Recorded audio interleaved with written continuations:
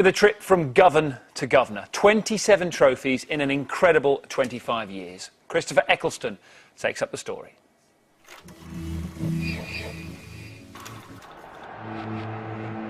These are the watchers, the eyes of a great club.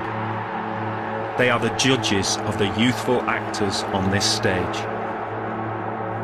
But what they see in their vast numbers, what judgments they pass, are nothing compared with what is seen by one set of eyes. What is judged by one mind, the great elder of Old Trafford. To have played under a manager like Sir Alex Ferguson, you know, any player dreams of that. He's one of the greatest of all time, all around the world. Yeah, he's a kind of genius. I never in my wildest dreams would have thought that I'd spent so much time being so successful at a football club as Man United over this last 30 years. Just been magic. All down Alex.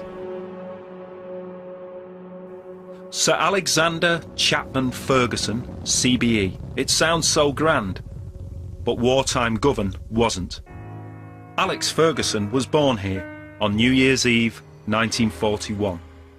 He played as an amateur with Queen's Park, and he worked as an apprentice toolmaker in the Clyde shipyards, up front on Saturday, active in the union movement in the working week. The perfect striker. He made 41 appearances for his beloved Glasgow Rangers, but, in truth, as a player, he never quite made it. But in June 1978, he became manager of Aberdeen, and in 1980, they broke the stranglehold of Rangers and Celtic on the Scottish League. Can you blame the man for going out of his mind temporarily? The Aberdeen style? Pure Fergie. The way the manager works is he's always gave his players a cause, and we went into the games with that cause, then it gave you an extra wee edge. It's McLeish, deflection, Black, and Aberdeen take the lead. I played in Gothenburg against Real Madrid, and I watched and I thought, who is this man that's on the touchline? He's not on the pitch, but he's running everything, you know, and his whole heart was in it.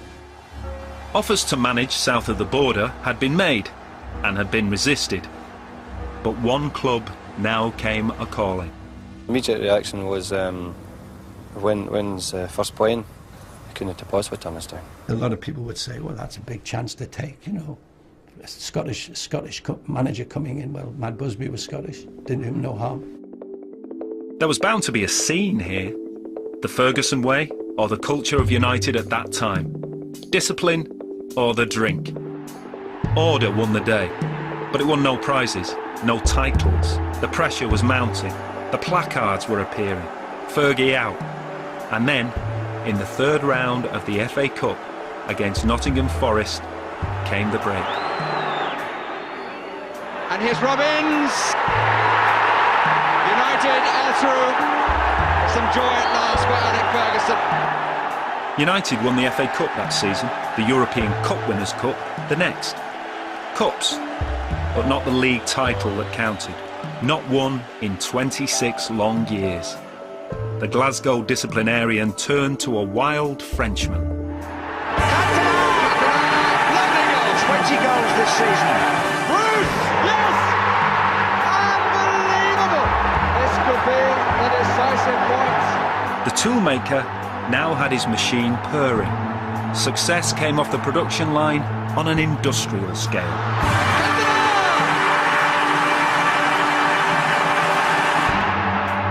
You can't win anything with kids. And Beckham saw Sullivan off his line. Oh! Makeda, what a goal! Ronaldo shoots and scores! Undisputed kings of the Premier League. Rooney! Oh, that is absolutely fantastic! And how does he do it? This is no time to overdo the sentimentality, for here there is fear. Still afraid of him now. Even when I was an apprentice, 17, 18, you just know, if you heard his voice, you just used to hide and try and get out of the way because you just didn't want to be on the end of anything. You kind of fall out with him because he always wins. But of course we've had many stand-up rows, but thankfully Schmeichel and Pally got a little bit more than I did. I think to play for him, you have to have and be a certain type.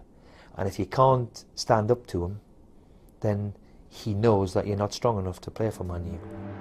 He mixes the cast, the venerable with the young, the big signings with the homegrown.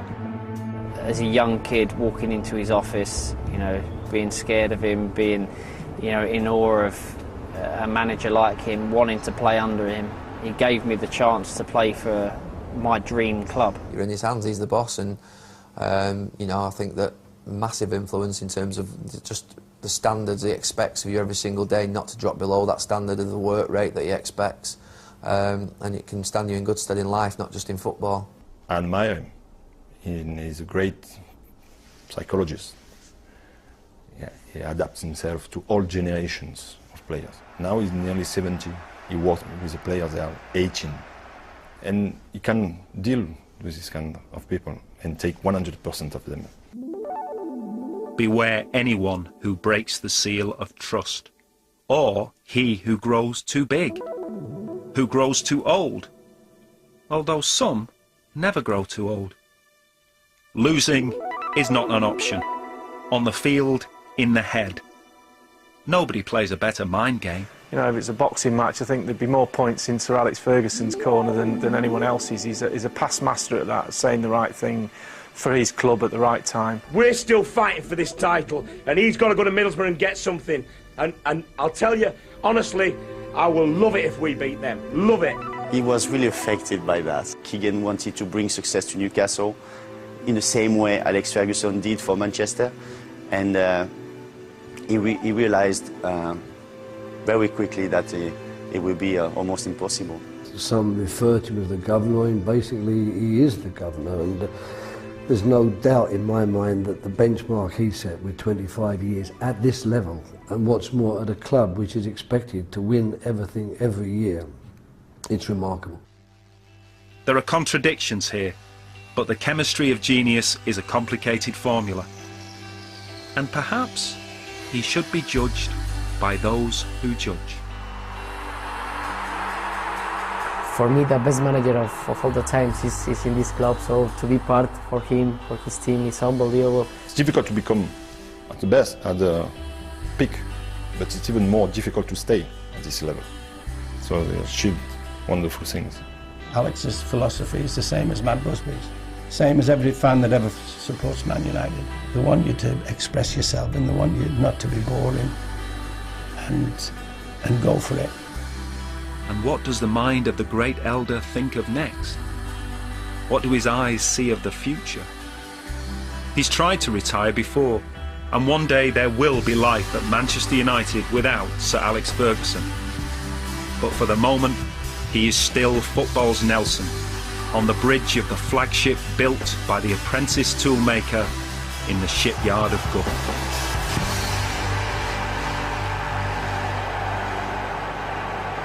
It's an almost ludicrous achievement, isn't it? A quarter of a century. Steve, you've spent many years with him, you still know him very well. What would you say is his greatest strength? He's got so many, I mean, absolutely so many to be at the top for 25 years. I'm previous with Aberdeen.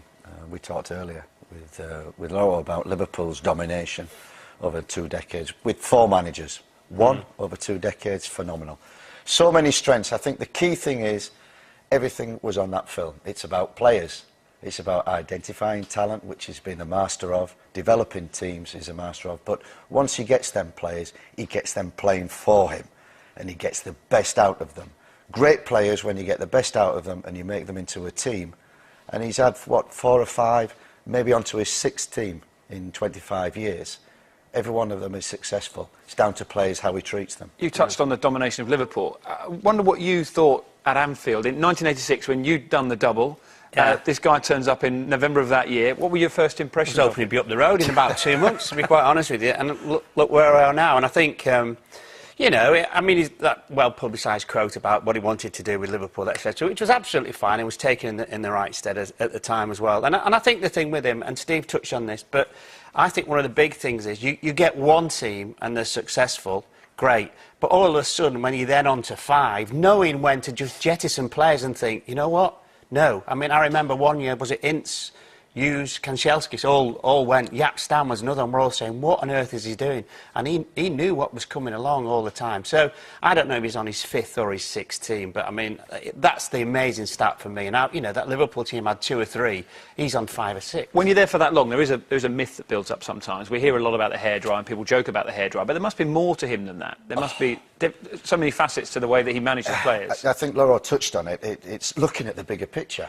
You can't survive in this game without looking at the bigger picture in terms of how the game has developed from 25 years ago to now. Sports science is at the forefront of that. But it's the bigger picture. As you say, he knows when players to use, he knows when to get rid of them, he knows how to build teams. But the biggest thing is he plans, and he plans ahead. And why he's successful and wins leagues, he plans the season. He uses rotation. That was brought in when rotation was not even thought of. People thought, what is rotation? But there will be a day when he does have to go. He won't talk about when it is. That when he leaves, who on earth is going to step into those large... Well, they've had this problem before with Sir Matt Busby, didn't they? I think it was Frank O'Farrell, then lovely old Will McGuinness took over and stuff like that. It's always going to be difficult. But I think with Manchester United, you have to play a certain way. And I think if he said tomorrow, that's it, I think you'd go to Barcelona and say to Guardiola, by the way, come and manage Manchester United. I think you've got to go that high. Someone like that, Steve, do you think? Yeah, that's right. But when's he going to retire? Yeah. I think he's got 2 big challenges ahead. The Barcelona thing, which he's fought for years. I think the 6th one against City, he said, and drove now him on Manchester as well. City coming through. 2 massive challenges. And whenever you speak to him, whenever you see an interview, he's always talking about the challenge. Manchester United, the challenge. He's got Barcelona, Man City coming now, and he wants to... So they're the next challenges for him. Mind you, one of the best decisions he ever made was in '86 when he left Hansen out of the World Cup squad with Scotland. We had a party for 3 weeks when that happened. I'm not sure Hansen's forgotten that, but very briefly... What do you mean you're not sure? You know he's not. Greatest of all time for you, both of you? For me, without a doubt, I'm only young, but I've not seen these great... But without a doubt, 25 years at Manchester United, the top. I'm going to get mullered, but you've got to say, yeah. OK. Liverpool fans are writing their letters and their emails as we speak. Well, Jonathan Pearce is at Old Trafford for us today. Jonathan, we can see a very large banner, which is going to be there today for the game against Sunderland. What else have the club got planned? Well, there's the banner. You can see the impossible dream Sir Alex made possible. 25 years. A remarkable 25 years. I doubt if we'll ever see the like again, and each of the supporters in the ground will get this commemorative brochure as well. 25 years of Sir Alex Ferguson. But as for the man himself, he's typically playing today down in terms of those celebrations, because he says he doesn't want his players to get caught up by the fuss of it all. And he's had the run-ins with the press over the years, JP. How have you found him to deal with? Well, you have to speak as you find. He's always been very good to me. I mean, we haven't done that many interviews, of course, over the years. We've just started now. But I've always found him a very, very engaging character, a very supportive character. He's been very supportive to me throughout my career, supportive of charity work as well. And when you talk to him about issues like great players, when you talk to him about issues like horse racing, he can captivate you. I find him a remarkable man, and I find that after 25 years that he approaches each day, getting into the training ground at 7:15, that he approaches each game with that joyous, infectious passion and desire to win that he did when he approached that first game back at Oxford United all those years ago is truly, truly remarkable.